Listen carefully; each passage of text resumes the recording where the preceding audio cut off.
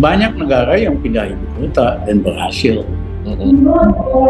Syaratnya itu maksimum 2 jam dari ibu kota yang lama. Itu terjadi New Delhi, hanya 1 jam setengah dari Old Delhi. Putrajaya, Malaysia, hanya 1 jam dari Kuala Lumpur. Ya, tapi begitu ibu kotanya terlalu jauh, seperti di Brazilian City, perlu terbang 4-5 jam, gagal. Ya kan, negara-negara yang bikin ibu kota baru, jaraknya 4-5 jam, rakyat nggak ke sana, orang bisnis nggak ke sana. Ya, ini hanya jadi monumen nanti. Sejumlah pakar menilai ibu kota Nusantara di Kalimantan Timur bisa terancam menjadi kota mati. Tujuan pemerintah membangun IKN untuk pemerataan pembangunan adalah kekeliruan cara berpikir. Pemerataan pertumbuhan sama sekali tidak ditentukan oleh lokasi ibu kota. Negara adidaya seperti Amerika Serikat dengan ibu kota Washington DC yang ada di pantai timur, tetapi justru California yang berada jauh dari ibu kota adalah negara bagian yang paling kaya. Sementara negara bagian yang paling miskin justru West Virginia yang dekat dengan ibu kota, yaitu hanya 2 jam dari Washington DC. Ya. Yang kedua, apakah ini akan mampu meningkatkan kesejahteraan rakyat di daerah-daerah? Kagak. Cara yang paling gampang mengubah undang-undang alokasi khusus. Saya dulu yang bikin tahun 2001, yaitu kabupaten dan provinsi yang menghasilkan minyak bumi dan gas dapat 10% dari hasil ekspor. Itulah kenapa Riau, Balikpapan, Samarinda maju, karena ada uang dari pemerintahan pusat. Nah, undang-undang itu aja diubah. Misalnya ditambahkan kabupaten dan provinsi yang menghasilkan batu bara dapat 10% dari ekspor. Wah, Kalimantan maju. Kota seperti organisme yang tumbuh menyerap sumber daya, melakukan proses produksi dan kemudian mati. Ada kota yang hidup dan mati, ada kota yang belum sempat hidup sudah mati. Pemindahan ibu kota atas pemerataan pembangunan adalah proyek yang tidak punya basis teknokratik dan cacat perhitungan. Selain itu, alasan pemindahan ibu kota karena dianggap tidak terbendungnya beban sosial ekonomi Jakarta justru tidak relevan karena Jakarta masih bisa dibenahi dengan pendekatan dan tata kelola kolaborasi. Jakarta mengalami perubahan signifikan 10-15 tahun terakhir, artinya masalah Jakarta bisa diselesaikan. Jakarta adalah proses yang memberi optimisme kepada kota-kota Indonesia bisa dibenahi. Maka pemerataan pembangunan mestinya yang dibangun bukan satu kota, tapi 18 kota besar di seluruh Indonesia. Nah, yang kedua, siapa yang menghasilkan mineral dapat 10% dari ekspor, maka Sulawesi, Maluku akan kaya raya. Yang punya sumber maritim, ikan atau rumput laut dapat 10% dari ekspor, Maluku dan daerah pantai lautnya akan kaya raya, rakyatnya makmur. Jadi mohon maaf Mas Jokowi, sampean itu melindurnya kebanyakan. Masa bikin istana bisa bikin makmur? Dan yang kedua, kurangi pajak. Hari ini kan pajak semua sama di seluruh Indonesia. Ya pengusaha tetap mau di Jawa. Tapi kalau kita beri pajak misalnya di NTT, ya kan, di Maluku cukup 10% aja daripada kagak ada. Ya pengusaha pindah ke Maluku, ke NTT. Sementara itu, pesimisnya Tiongkok berinvestasi di IKN setidaknya meloloskan Indonesia dari jebakan Cina. Cina lewat program inisiatif sabuk dan jalan santer secara internasional disebut jebakan jalur sutra. Beberapa negara telah terjebak utang Cina, seperti Mesir terkait pemindahan ibu kota baru negara ini. Inisiatif sendiri terus dilobi oleh Presiden Jokowi lewat pertemuan berulang kali dengan Presiden Cina Xi Jinping di Beijing, ibu kota Cina. Hanya saja upaya itu tidak berhasil. Cina melihat bahwa IKN Nusantara tidak menjanjikan, alias tidak menguntungkan, karena lokasinya terisolasi dari keramaian. Ditambah, gelontoran utang Cina telah merambah ke banyak sektor, termasuk proyek kereta api cepat dan proyek jalan tol. Apalagi, penduduk Indonesia yang sekitar 270 juta merupakan pangsa besar bagi produk-produk Cina. Jadi mohon maaf Mas Jokowi, sampai ngelindur kebanyakan. Ini proyek abal-abal dan janji sampean kan Berkali-kali udah nggak benar. Ini nggak pakai anggaran negara, persis kayak kereta api cepat. Yang terjadi semuanya sampai titik ini pakai anggaran negara. Terus Mas Jokowi panggil Taipan. Ya mereka kan takut. Mereka juga mau dapat sesuatu di luar itu. Disuruh investasi di IKN ya mereka mau, tapi mereka dapat sesuatu yang lebih mahal lagi di luar itu. Melunaknya Presiden Jokowi yang tidak mau bergegas pindah ke ibu kota Nusantara di Kalimantan Timur bisa menjadi pertanda buruk. Apalagi Jokowi sering memakai bahasa simbol. Pembangunan ibu kota Nusantara paling tidak membutuhkan dana 466 triliun rupiah karena luas IKN yang luasnya 4 kali Jakarta. Sampai saat ini, tidak ada investor dunia yang tertarik membangun IKN. Secara bisnis, memang tidak ada cuan di IKN. Apalagi jarak antara Jakarta dengan ibu kota Nusantara jauh, bahkan disebut yang terjauh di dunia. Ditambah lagi harganya mahal dan biasanya akan gagal. Nah, yang ketiga, ini kan kebangetan. Hak kepemilikan tanahnya diperpanjang sampai 160 tahun.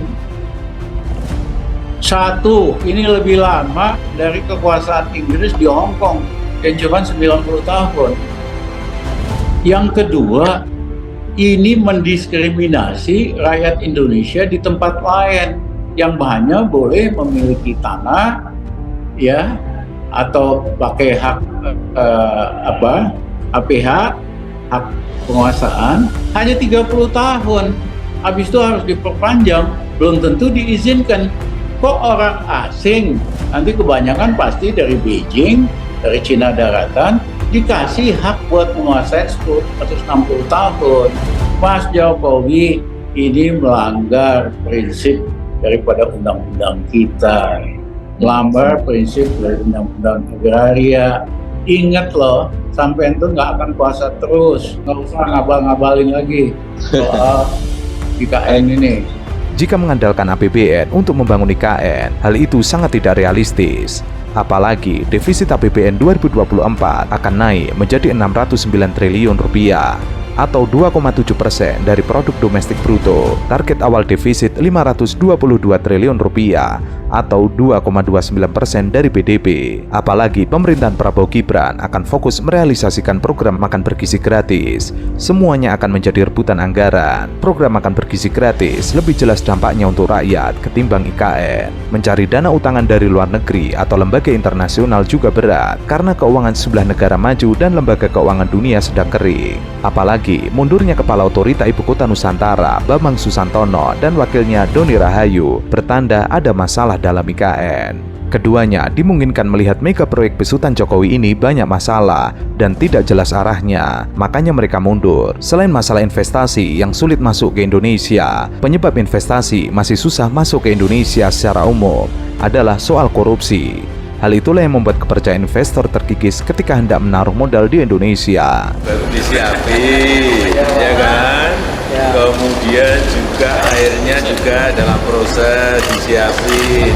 Listriknya juga sebentar lagi masuk. Listriknya sudah ada, tapi untuk masuk ke ruang-ruang yang ada kan perlu waktu. Tapi Juli ini Bapak akan Ya melihat itu tadi kesiapan itu, kalau itu siap. Kemarin memang targetnya kan Juli, tetapi coba lihat PKN minggunya tiap hari hujan terus banget.